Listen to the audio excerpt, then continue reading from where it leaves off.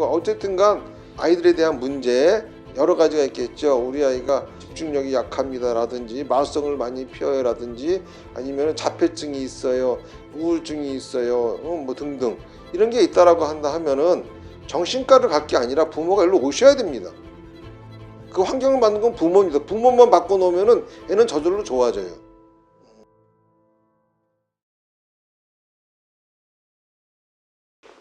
안녕하세요. 네, 반갑습니다. 오늘 이렇게 인생치유연구소에서 이제 다음 사례자로 나오셨는데 네. 혹시 자기소개 잠깐 해주실 수 있으실까요? 예.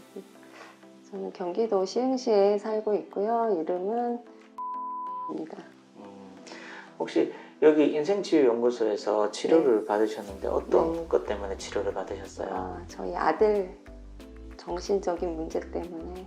그래서 지금 아이가 그럼 언제부터 문제가 그러니까 어렸을 문제가 때 있구나. 태어났을 때 좀 산만했던 것 같아요. 많이 아. 산만하고 부산하고 가만히 앉아있지 못하고 왔다 갔다 되고 그런 거는 있었는데 유치원 때 그걸로 인해서 이렇게 막 문제가 되진 않았었거든요. 근데 초등학교 들어가면서 1학년 들어가면서 선생님이 애가 이렇게 통제가 안 된다고 말을 안 듣는다고 막 화를 내셔가지고 그때부터 좀 문제가 이게 좀 문제가 크구나라고 예, 인식을 예. 한 게 학교 들어가서부터. 예. 그러면 집에 있을 때는 학교 들어가기 전까지는 그냥 그래도 어머니께서 통제가 되거나 뭐 어떻게 그냥 평범하다고 저는 생각을 했었거든요. 약간 충동성이 있고 산만하곤 했는데 그것 때문에 뭐 선생님한테 따로 얘기가 없어서 어린이집이나 유치원까지는 예, 그 예, 얘기가 예. 없었어요. 예. 어리니까 그럴 수도 있다 정도로 예. 조금 약간 별난 아이구나 정도 예, 이렇게 좀, 했던 거네요. 예. 그러면 어머니께서 이제 아이가 정확하게 학교에서 어떤 일을 겪었는지 혹시 아세요? 학교에서 이렇게 선생님 말을 안 듣는다고 일단은 이렇게 똑같은 실수를 계속하고 친구들하고 싸움이 잦고 그런 행동들 때문에 좀 다루기가 힘들다. 선생님께서 너 이거 이렇게 하지 마 해도 지각하지 마 해도 항상 지각한다든지 이렇게 또래 이제 짝꿍하고 네. 이제 여자아이랑 짝꿍을 했는데 그 아이를 계속 괴롭힌다는 거예요. 하지 말라고 계속 하는데도 그게 통제가 안 되고 계속 괴롭히고 자기 뭐 재미거리 위주로 해가지고 그 아이를 괴롭힌다 이런 말씀을 하시더라고요. 그래서 그러면 인생치유연구소는 이게 되게 생소한 곳인데 어떻게 오게 되셨어요? 유튜브에서 계속 봤어요. 몇 년, 한 2, 3년 전부터 스님 하시는 걸 보고서 그 전에 뭐 다른 선원에도 다니고 그랬었거든요. 그래서 이런 불교 쪽으로 관심이 많고 그래서 아이가 커서 정신질환이 생기다 보니까 이렇게 약을 안 먹고 싶어 해요. 근데 약을 좀만 줄이면은 또 예민해지고 자기 통제가 안 되고 입원하고 그래서 그게 좀 되게 힘들더라고요. 그래서 제가 한 2, 3년 전부터 계속 봐와서 이런 프로그램을 한번 해볼까 와서 상담을 했었거든요. 작년에. 작년 언제쯤 상담하셨어요? 작년 8월 말쯤. 처음에 상담하셨을 때 네. 스님께서 뭐라고 하시던가요?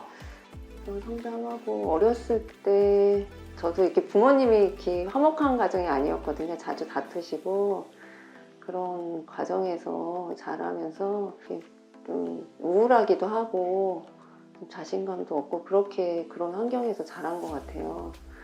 그러면서 제가 그러다 보니까 저희 아이한테도 그런 게 대물림 된 것 같다고 말씀하셔가지고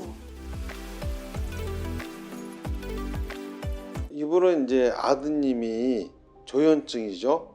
아들이 조현증을 앓고 있기 때문에 어머니가 굉장히 고통을 받고 있는 그런 상태였습니다. 그래서 오셨을 당시는 아드님은 정신병원에 입원해 있고 이제 어머니는 이걸 어떻게 해결해야 될지를 이제 병원에서 퇴원해 올 텐데 그러면은 또 이렇게 조현증이니까는 발작을 하고 이런 일이 생길 터인데 이런 거에 대한 고민이죠.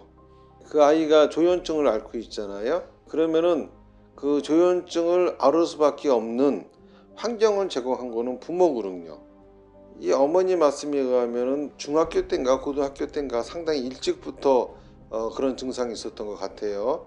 그러니까는 당연히 성인이 된 거는 아니었으니까는 그 환경을 만들어 놓은 거는 부모님이 만들어 놨잖아요. 그런데 지금 찾아오신 분은 어머니잖아요. 그러니까 일단 어머니부터 한번 진단을 해봅시다. 검사를 받아봅시다. 이렇게 이제 말씀을 드렸던 거죠. 이분도 어릴 적 부모님에게 이제 좋지 못한 환경으로 인해서 좀 소심하고 이렇게 자랐다고 하더라고요. 그냥 가만히 있거나 뭐 그냥 숨었던 거죠. 뭐 따로 문제 행동을 일으키지는 않았고 그런 상황 속에서 부모님들이 그렇게 막 싸우고 그러는 게 싫으니까 뭐 혼자 방에 들어가 있다거나 뭐 그러다 보니까 부모님하고도 관계가 이렇게 원만하지 못하고 커서도 좀 친정 엄마랑 자주 좀 다투고 그랬던 것 같아요. 그래서 그래도 사회생활하는데 그 문제가 없었다고 생각을 해서 나에게 문제가 있다 생각을 못했다고 하셨거든요. 근데 어릴 때 가정 환경이 뭐 어떤 영향을 미친 건가요? 이제 그분 같은 경우는 부모님이 별로 사이가 안 좋았어요. 그리고 아버지가 원치 않는 결혼을 하셨거든요. 그러다 보니까는 이제 그 부인이 항상 못마땅한 거죠. 그러다 보니까 항상 부부의 갈등이 심하고 또 공포스러운 분위기 속에서 또 그렇다고 해가지고 어머니로부터 어떤 보호를 받지도 못하는 그러한 상태에서 지속적으로 이제 성장을 했던 거죠. 아버지가 어머니를 공격을 하잖아요. 그러면 아이들은 어머니한테 의지해야 됩니다. 그런데 어머니가 나약해져 있으면은 아이들이 의지할 곳을 잃어버려요. 그래서 가장 좋은 환경은 아버지, 남편은 자기 아내와 아이들을 보호해줘야 되거든요. 근데 그런 환경이 제공되지 않았기 때문에 이분은 상당히 어려운 환경 속에서 자라셨던 거죠. 이게 인생 내시경을 통해서 나왔던 내용인가요? 그렇죠. 선생님께서 제가 어렸을 때 보호자에게 잘 보호를 받지 못했다고 말씀해 주셔가지고 저의 보호자가 되어주세요. 부처님께 생명을 바칩니다. 저의 생명의 대가는 무엇입니까? 이렇게 세 가지 테마를 주셨거든요. 어머니께서 이제 치료 과정에 들어가면 또 사마트를 통해서 테마를 받으신다고 네. 하셨잖아요. 그래서 어머니께 어떤 테마를 받았는지 물어보니까 나의 보호자가 되어주세요. 그 보호자라는 이야기가 나오는데 이게 왜 어떤 테마를 받았고 그 테마를 왜 주셨는지 좀 얘기해 주시죠. 그러니까는 이분은 문제가 인생의 근본 관계가 상당히 부실한 상태였습니다.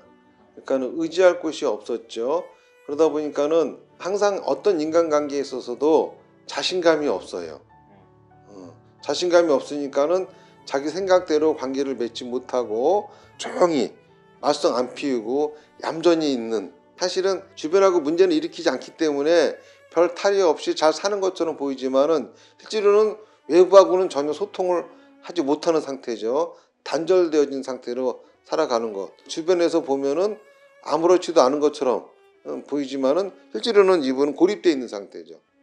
그 상태에서 세상을 바라보고 있는 거기 때문에, 그래서 먼저 이분의 어떤 그런 근본 관계를 갖다 개선하기 위해서는 이분이 뭔가 보호받는다라고 하는 어떤 느낌을 받아야 됩니다. 그래서 그런 테마를 드렸던 거죠. 그래서 정확하게 의지처를 세워주는. 그렇죠. 그러면 지금 어머니께 얘기를 들어보니까 지금 딸도 이 어머니한테 딸이 항상 이제 표정이 화난 표정이고 항상 불만이 가득 차 있고 이랬던 아이가 표정이 누그러지고 엄마한테 감사하다 표현도 하고 그러면서 주변이 좀 변하고 있구나라는 게 좀 느껴졌거든요. 네. 아버님이나 다른 가족들이 네, 어머님께 조금 이런 게 달라졌어라든지 좀 대하는 게 바뀌었다든지 어떻게 달라진 게 느껴진 게 그러니까 있으신가요? 저희 딸이 아이가 지금 옛날에는 이렇게 성난 얼굴 표정이 좀 많았었거든요. 오빠랑 다투면서 아빠가 항상 이제 오빠 상태가 안 좋고 하는데 왜 오빠랑 자꾸 싸움을 하냐 막 이런 식으로 야단을 많이 쳐서 좀 많이 얼굴이 화난 얼굴 표정이었는데 많이 편안해지고 지금 제가 뭘 해주면 엄마가 이거 해줘서 너무 좋았다고 되게 좋아하더라고요. 내가 그전엔 안 해줬나? 어머니께서 어떻게 딸을 대하시는 방식이 달라지셨나 보네요. 그런가 봐요. 조금 더 여유가 생기니까 그냥 아이도 더 많이 편해진 것 같아요. 그러면 지금 어머니께 얘기를 들어보니까 지금 치료가 4개월 동안 치료를 받고 그다음 지금 교정 단계에 계시다고 네. 하더라고요. 그래서 지금 실제로 오늘 이 치료도 어머니를 변화를 시킴으로써 지금 문제가 되었던 아이, 처음에 왔던 아이도 변화를 시키고 주변 환경까지 이렇게 바꾸는 게 이게 왜 이런 식으로 치료를 해야 되는 거죠? 일반적으로는 그냥 정신과 과정으로만 가잖아요. 그러니까는 증상이 나타난 거는 아이죠. 그런데 아이에게 그런 증상이 나타난 것은 그런 환경이 제공되어졌기 때문이고, 그 환경을 제공한 거는 그 부모가 원인이 되겠죠. 제가 이제 처음에 제시했던 거는 먼저 아이만 치유한다고 되는 거는 아닙니다. 아이의 조현증은 금방 고칩니다. 하지만은 그 원인을 제거하지 않으면은 또 재발하는 거고, 그러면은 정신과 치유하고 아무 다를 게 없습니다. 그 원인부터 제거해야 됩니다. 이렇게 말씀드렸던 거죠. 그러면 그 원인을 제거하려면은 환경을 바꿔야 되는 거고, 환경을 바꾸려면은 그런 환경을 만든 그 사람들을 바꿔야 되는 거죠. 그래서 이제 그 어머니를 치유를 했고, 그러고 난 다음에 이제 아드님도 치유에 들어갔어요. 그런데 이제 처음에는 프로그램이 적극적으로 따라오더라고요. 그래서 이제 조현증은 싹 고쳤습니다. 그런데 문제는 이제 근원을 없애야 되는데 본인이 그걸 안 해요. 이제 좋아지니까는 이거 하는 게 더 불편한 거예요. 그러니까 말도 안 따르고 이제 안 되는 거죠. 그리고 그 친구의 조현증의 가장 큰 원인은, 모든 조현증이 그래요. 공포심입니다. 조현증이라고 하는 거는 그전에는 정신분열증이라고도 했고, 또 주변에 막 그냥 공격적인 그런 반응을 보이면서 어떤 경우는 사람을 죽이기도 하고, 이런 지금 사회적인 어떤 문제까지도 일어나고 있는 그런 병이잖아요. 근데 이게 이 원인이 뭐냐 하면은 공포입니다. 분노는 공포를 이기려고 하는 자연적인 현상이에요. 그러니까 공포가 극에 다르면은 그거를 자기가 극복하려고 자기도 모르게 자기를 지키려고 분노를 일으키는 거죠. 그래서 이제 발작을 하게 되는 건데, 그 공포의 원인은 뭐였냐 하면은 대인관계였어요. 그럼 대인관계를 못하는 이유는 뭐냐 하면은 대인관계를 하는 방법을 배우지를 못했습니다. 그럼 이거를 왜 못 배웠느냐 하면은 어머니 자체가 근본 관계가 단단하지 않다 보니까는 사람들하고의 접촉을 굉장히 두려워합니다. 그러면서 혼자 이렇게 구석에 이렇게 박혀가지고 세상을 바라보는 이런 형태인데, 주변에 보면 아무런 문제가 없지만 실제로는 굉장히 소통에 문제가 있는 상태거든요. 이런 상태의 어머니가 아이를 가리킬 리가 없지요. 그러니까 당연히 그런 것들을 배우지 못하고 그러면서 이제 성장을 하는 겁니다. 정신병이 근원적인 걸 치유를 못합니다. 정신병이 근원적인 거는 정신병이 생기게 된 원인을 고쳐야 돼요. 우울증도 그렇고 공황장애도 그렇고, 우울증만 고치는 거는 별 문제 아닌데 우울증이 생기는 원인을 제거해야 됩니다. 공황장애가 생기게 된 원인을 제거해야 됩니다. 그러면 제가 인터뷰를 하면서 조금 여쭤보고 싶은 게 있었는데, 이제 예전에 우리 아이가 달라졌어요라든지 금쪽이 같은 프로그램을 보면서 얘기했던 게, 아이에게 훈련을 체벌로 시키면 아이가 조현병이 걸릴 수도 있다고 얘기를 하셨거든요. 네. 그럼 이 아이도 참 어릴 때 훈련을 체벌로 받은 케이스인가요? 그렇지는 않아요. 그럼 훈련을 체벌로 받을 경우에 생기는 조현병의 증상은 자기가 자기를 공격함으로써 공포심이 일어나는 거예요. 그때 그 아이 같은 경우 자기 머리를 박고 본인이 그렇죠. 이제 자기가 학대했죠. 자기를 학대하고 자기를 공격함으로. 근데 이 친구 같은 경우는 그게 아니라 왜 그러고 나는 친하자고 하는데 왜 쟤들은 날 가지고 이래? 우리 집에서는 아무 문제가 안 됐었는데, 이런 경우죠. 그러니까 그 전에 나왔던 영상 중에 어떤 게 있었냐 하면은, 어린이집에 애가 가잖아요. 가서 너무 이제 폭력적으로 자꾸 놀아요. 그거를 이제 선생님이 굉장히 어떻게 하면 되라고 하는 것들을, 어떻게 교육시키라고 하는 걸 잘 가르쳐 주셨습니다. 근데 제가 그때 뭐라고 했냐면은, 저 어머니는 분명히 저런 거를 알아도 못할 거다. 왜냐하면은 그 어머니 같은 경우가 중심이 없어요. 지금 이분하고 똑같은 케이스입니다. 중심이 없어요. 그렇기 때문에 저 어머니가 인생 치유를 받아야지만이 되는 겁니다. 그때 그 아이는 5살이죠. 근데 거기서 다행히 다른 사람들에 의해 가지고 교육이 되어져 가지고 잘 성장하면 모르겠지만은, 그렇지 않게 되었을 경우는 그 아이도 똑같은 케이스로 발전할 수가 있는 거죠. 또 그런 거를 물어보시더라고요. 내가 좀 부실해서 아이를 제대로 못 가르쳤다 하더라도 어린이집이니 유치원이니 초등학교, 중학교, 고등학교 다 다녔는데 왜 모든 책임이 다 나한테 있느냐, 이렇게 이제 말씀을 하시더라고요. 근데 이걸 알아야 돼요.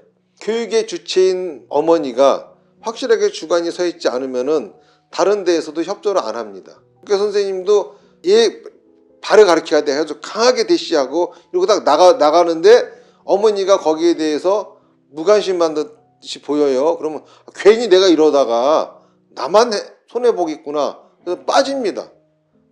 교육자들이 관여를 하려고 안 합니다. 이거는 어쩔 수 없는 거예요. 그들도 그 아이 하나 때문에 그쵸? 밥줄이 끊길 수는 없잖아요. 그리고 뭐 다른 아이들도 가르쳐야 될 애들이 많은데 걔 하나 때문에 다른 애들을 다 포기하는 결과가 되잖아요. 그러니까는 그렇게들 안 하죠. 그러다 보니까 당연히 부모가 그런 상태다 보니까는 아이는 아무리 어린이집을 다니고 유치원을 다니고 초등학교, 고등학교 다닌다 하더라도 그런 교육을 받지를 못하게 되는 거예요. 그러면 이제 이 어머니를 치료하고 있고 치료해서 끝까지 목표가 어디까지인가요? 어떤 상황까지 가는 그러니까 제가 이제 저분의 교정 마지막은 뭐냐면은 아이를 교육시킬 수 있는 상태가 되는 거예요. 얼마나 걸릴까요? 그거는 몰라요. 본인이 그 병의 깊이라든지 본인의 상황이라든지 모든 것에 따라 달라지는 건가요? 그렇죠. 그거는 이제 그런 상태가 될 때까지 제가 지속적으로 하는 거죠. 근데 저 어머니 같은 경우는 치유가 아주 잘 된 케이스예요. 치유도 아주 깔끔하게 됐고 그래서 홀로 설 수 있는 상태를 만들었거든요. 홀로 서서 지금 살고 있는데 이게 이제 홀로 쓰려면은 그러니까 한 번도 홀로 서본 적이 없는 사람이 처음에 홀로 쓸 수 있는 건 아니거든요. 그래서 손을 잡아줘야 됩니다. 손을 잡고 혼자 걸을 수 있게끔 자꾸 도와줘야 돼. 이게 이제 교정이거든요. 지금 요걸 하고 있는 겁니다. 그래서 홀로 완벽하게 딱 쓰게 되면은 그때부터 아이에 대해서도 교육을 하게 되는 거죠. 그러면 혹시 이 영상을 보시는 분들 중에 자녀가 아직 어린데 그 지금 뭐 병원에서 가서 ADHD니 뭐 조현병이니 여러 가지 증상을 받았는데 좀 계속해서 아이가 호전되지 않고 있다, 나빠지고 있다 그러면 좀 급하게라도 여기 먼저 좀 찾아뵈야 되겠네. 뭐 먹고 혹시 문제가 뭐 인생의 병이 아닐 수도 있으니까 상담을 통해서 확인을 하고 병이 있으면 빨리 고쳐보는 게 좋을 것 같네요. 앞으로 우리 아들이 나중에 이 영상을 보실 수도 있거든요. 네네. 혹시 아들한테 해주고 싶은 말이 있으신가요? 미안하다는 얘기 해주고 싶어요. 왜 미안해요? 잘해주지 못해서. 엄마로서? 예.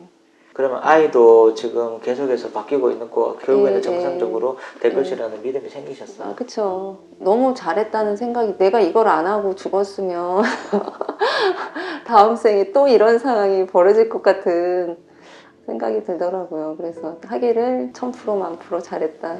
애들이 산만한 데에는 여러 가지 이유가 있습니다. 호기심이 많은 애에서 산만할 수가 있어요.